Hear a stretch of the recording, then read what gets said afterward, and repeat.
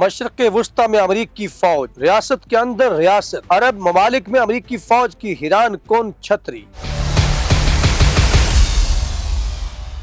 ناظرین، دنیا اس وقت پاکستان اور سعودی عرب کی دفاعی معاہدوں کی خبروں سے ہل رہی ہے۔ ہر طرف یہی سوال ہے کہ اگر سعودی عرب پر حملہ ہوا تو پاکستان کا کیا ہوگا، اور اگر پاکستان پر خطرہ آیا تو سعودی عرب کیسے متاثر ہوگا۔ لیکن حقیقت کہیں زیادہ پیچیدہ اور خطرناک بھی ہے، کیونکہ سعودی عرب سمیت تقریباً ہر عرب ملک میں امریکی فوج کا مکمل موجودگی ہے، اور یہ صرف فوجی اڈے نہیں بلکہ ایک ریاست کے اندر ریاست کی مانند ہے، جہاں مقامی قوانین لاگو نہیں ہوتے بلکہ امریکی قوانین اور امریکی حکمت عملی نافذ العمل ہے۔ مشرق وسطی میں امریکی فوج کی یہ موجودگی ایک طویل مدتی منصوبہ ہے، جس کا مقصد صرف خطے میں اثر و رسوخ قائم کرنا نہیں بلکہ اسرائیل کی سلامتی، تیل کی عالمی ترسیل اور خطے میں طاقت کا توازن برقرار رکھنا ہے۔ خلیج فارس، بحر عرب اور مشرق وسطی کے دیگر علاقوں میں تقریباً 70,000 امریکی فوجی مختلف اڈوں اور کیمپوں میں تعینات ہیں۔ یہ اڈے صرف فوجی نگرانی یا فضائی مشنز کے لیے نہیں بلکہ انٹیلیجنس جمع کرنے، دشمن کے حرکات پر نظر رکھنے اور ہر خطے میں امریکی اور اسرائیلی مفادات کی حفاظت کے لیے بھی ہے۔ ناظرین، ان میں چند اہم اڈے ہیں۔ قطر کا العدید ایئر بیس، بحرین کا 5واں بحری اڈا، کویت کے کیمپ الفجان اور السلیم ایئر بیس،